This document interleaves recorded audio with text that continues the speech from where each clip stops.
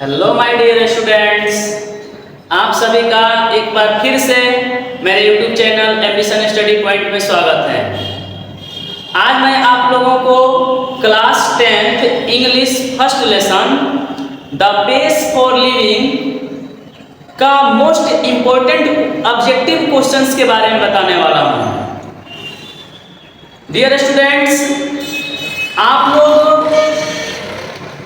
इस क्वेश्चंस पर स्पेशल ध्यान देंगे क्योंकि आज का वीडियो सिर्फ एग्जाम्स के व्यू से बनाया गया है। इस वीडियो में आपको जितना भी ऑब्जेक्टिव क्वेश्चन दिया जाएगा वो एकदम गारंटी के साथ एग्जाम में पूछे जाते हैं। तो इसलिए मैं आप लोगों से रिक्वेस्ट करूंगा कि इस वीडियो को देखना ना भूलें और इसमें आपको जितने भी क्वेश्चंस दिए गए हैं एक बार उसको पढ़ना ना भूलें और उसको याद करना ना भूलें। मेरा वादा है कि अगर आप इस क्वेश्चंस को एक बार याद कर लेते हैं तो फिर से आपका फर्स्ट लेसन से जितने भी क्वेश्चंस एग्जाम में आएंगे एक भी क्वेश्चन नहीं छूटेगा। तो आइए शुरू करते हैं। तो आप ध्यान देंगे, फर्स्ट में चैप्टर का नाम आपको दिया गया है the pace for living. The pace for living का मतलब होता है जीवन का रफ्तार, यानी जीने का रफ्तार। तो इसमें आपको सिर्फ ऑब्जेक्टिव क्वेश्चन के बारे में बताया गया है। तो इसमें ऑब्जेक्टिव क्वेश्चंस एक नंबर है the pace for living is written by, यानी कि द पेस फॉर लिविंग लिखा गया है बाय मतलब के द्वारा, यानी द पेस फॉर लिविंग किसके द्वारा लिखा गया है। तो इसका आंसर होगा RC Hutchison. The pace for living किसके द्वारा लिखा गया है, तो आप इसका आंसर क्या बताएंगे, आरसी हैचिसन। अब आपको दूसरा नंबर क्वेश्चन के बारे में बताऊंगा। आप यहां ध्यान देंगे, in the essay the pace for living the corn merchant is dash dash. यहां क्वेश्चन है in the essay the pace for living the corn merchant is dash dash an anxious man. Anxious man, anxious का मतलब होता है NGS का मतलब होता है उत्सुक व्यक्ति। उत्सुक का मतलब होता है किसी भी चीज के बारे में जानने का जो जिज्ञासु होता है, जिसके अंदर जिज्ञासा होता है किसी भी चीज को जानने का, उसी को एनजीएस बोला जाता है। यानी कि in the essay the pace for living, यानी द पेस फॉर लिविंग ऐसे में मतलब निबंध में कर्ण मर्चेंट इज, जो कर्ण मर्चेंट है मतलब मक्का का जो व्यापारी है वह क्या है, तो क्या इसका आंसर क्या लिखेंगे आप, एन एनजीएस मैन, एक उत्सुक व्यक्ति। 3 नंबर क्वेश्चन है the author of the story, the author of the story मतलब कहानी का लेखक, the pace for living means the pace for living कहानी का लेखक enjoyed going in a car at dash dash। कहने का मतलब है कि द पेस फॉर लिविंग का निबंध का जो लेखक है वह enjoyed मतलब आनंद लेता है, going in a car at एक कार से जाना।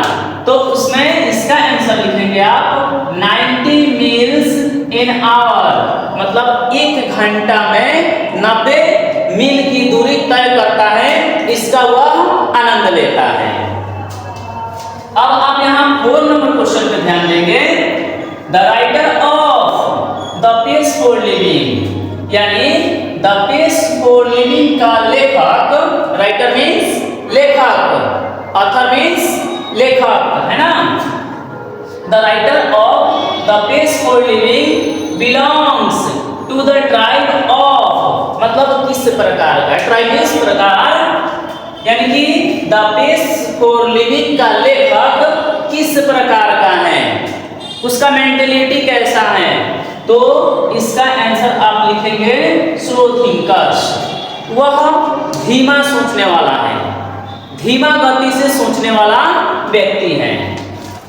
उसके बाद नंबर 5 क्वेश्चन है, in the pace for living यानी कि पेस फॉर लिविंग में the author saw a play in, मतलब द पेस फॉर लिविंग में जो लेखक है वह एक प्ले यानी कि नाटक देखता है। कहाँ देखता है, तो इसका आंसर होगा डबलिन, यानी कि डबलिन में। आयरिश कंट्री का एक छोटा सा टाउन है डबलिन, जो कि वह लेखक नाटक कहाँ देखता है, आयरिश कंट्री का एक छोटा सा शहर डबलिन है, वहीं पर नाटक देखता है। फिर यहाँ आप 6 नंबर क्वेश्चन पर ध्यान देंगे, how does the writer classify himself as a thinker in the pace for living, यानी कि द पेस फॉर लिविंग में राइटर यानी लेखक अपने आप को किस प्रकार के सोचने वाले व्यक्ति से तुलना करता है ना। तो इसमें है how does the writer classify himself, how does the writer मतलब लेखक किस प्रकार कैसे, क्लासिफाई हिमसेल्फ अपने आप को, है ना, क्लासिफाई मींस देखता है, बांटता है, as a thinker in the pace for living, यानी कि पेस फॉर लिविंग में, द पेस फॉर लिविंग में लेखक अपने आप को किस प्रकार यानी किस नजरिए से देखता है, तो इसमें आंसर होगा ए स्लो थिंकर।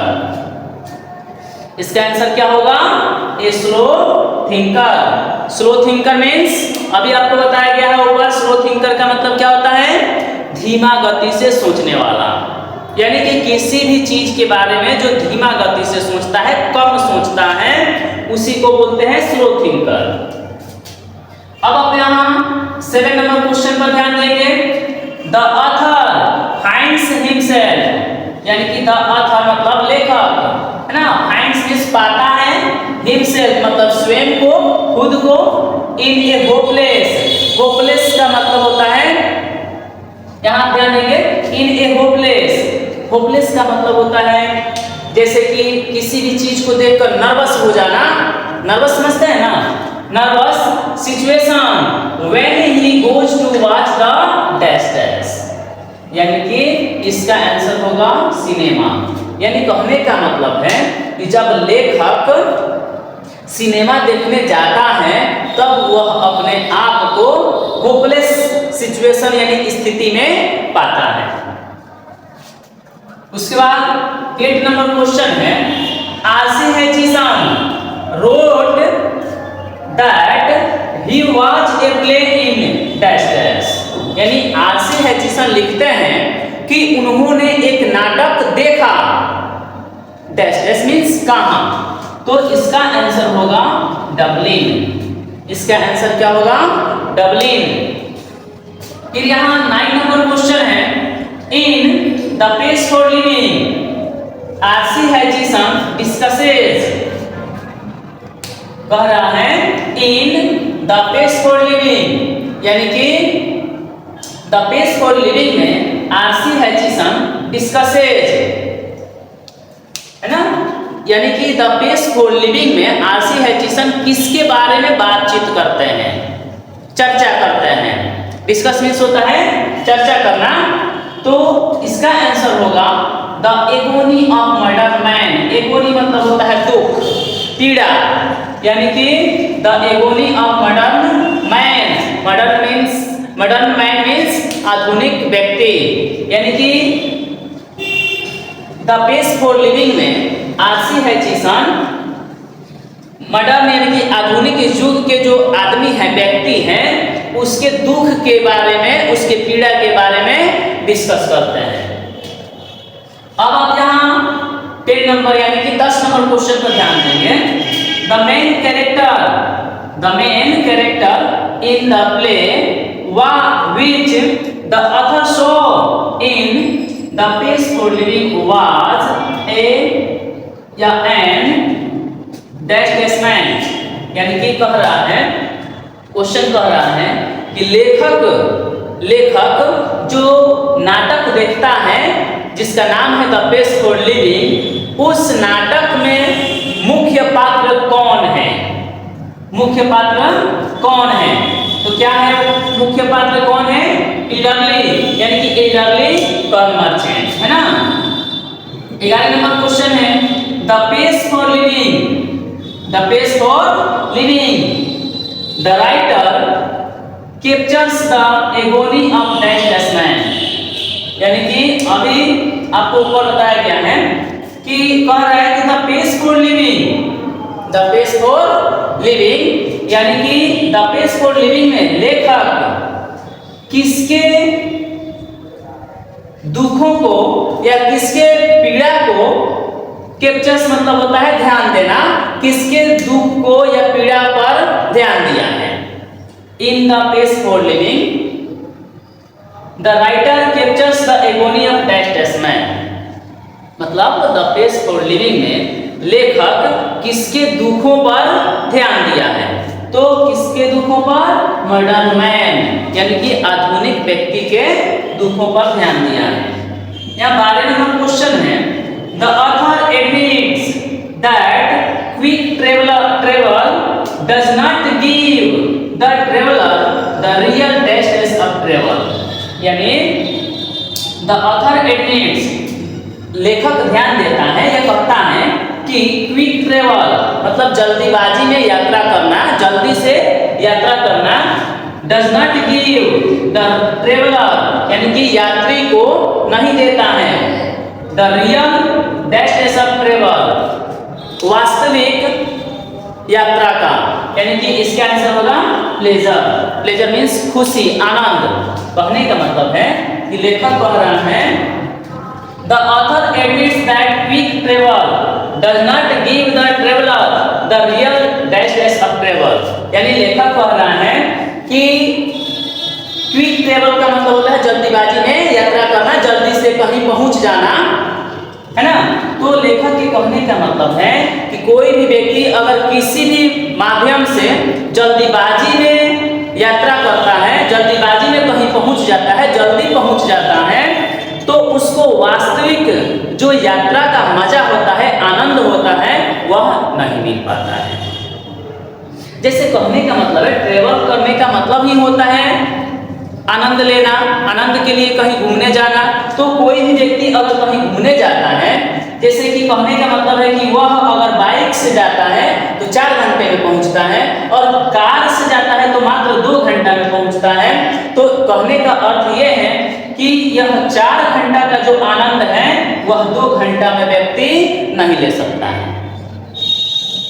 ठीक है, तो अब आप यहां ध्यान देंगे 13 यानी 13 नंबर क्वेश्चन पे। How many girls were there in the film the pace for living, यानी कि जो फिल्म था द पेस फॉर लिविंग उसमें कितनी लड़कियां थी? द पेस फॉर लिविंग में कितनी लड़कियां थी? तो इसका आंसर होगा 3, यानी कि द पेस फॉर लिविंग में मात्र 3 यानी कि 3 लड़कियां थी। उसके बाद है 14 number question the author in the pace for living, the author in the pace for living enjoys, यानी कि जो लेखक है वह द पेस फॉर लिविंग में आनंद लेता है। किस चीज का? तो लॉन्ग कार ड्राइव्स, यानी कि लेखक द पेस फॉर लिविंग में किसका आनंद लेता है? तो लॉन्ग कार ड्राइव्स, यानी कि कार से दूर यात्रा का आनंद लेता है। उसके बाद 15 नंबर क्वेश्चन है the corn merchant was getting dash dash by his nephew in the pace for living, यानी कि द पेस फॉर लिविंग में जो एल्डरली कर्न मर्चेंट था वह किसके द्वारा डैश डैश, यानी कि किसके द्वारा ठगा जाता था, है ना, चीटेड। यहाँ आपका आंसर क्या होगा? चीटेड, यानी कहने का मतलब है द कर्न मर्चेंट यानी कि मक्का का व्यापारी was getting dash dash by his nephew in the place for living, यानी कि जो मक्का का व्यापारी था वह अपने भतीजे के द्वारा डैश डैश किया जाता था, मतलब चीटेड यानी कि ठगा जाता था। यानी कि उसका जो कर्न मर्चेंट था यानी कि मक्का का जो व्यापारी था उसका अपना भतीजा ही उसे ठग रहा था। उसके बाद यहाँ 16 नंबर क्वेश्चन है, people nowadays think that dash dash than ancient time. People nowadays think dash dash than ancient time. लोग आजकल सोचते हैं dash dash than ancient time, है ना। तो इसका आंसर होगा फास्टर, है ना। यानी कि आजकल लोग एंशिएंट यानी कि एंशिएंट मतलब होता है प्राचीन काल, प्राचीन काल की अपेक्षा आज के समय में लोग बहुत फास्ट सोचते हैं ना। फास्टर यानी कि से फास्ट सोचते हैं, यानी कि जो प्राचीन काल का समय था उससे फास्ट सोचते हैं। तो यह था द बेस्ट फॉर लिविंग का ऑब्जेक्टिव क्वेश्चंस। तो मैं आप लोगों को अंत में यही कहूंगा कि आप लोग इस वीडियो को देखना ना भूलें, और यह मेरा वादा है कि अगर इस क्वेश्चंस को आप याद कर लेते हैं तो द बेस्ट फॉर लिविंग से पूछे जाने वाले एक भी क्वेश्चंस आपसे नहीं छूटेगा। तो इसलिए आप लोग इस वीडियो को अवश्य देखें और इसमें जितने भी आपको क्वेश्चंस दिया गया है इसको ध्यान में रखेंगे। तब तक के लिए धन्यवाद।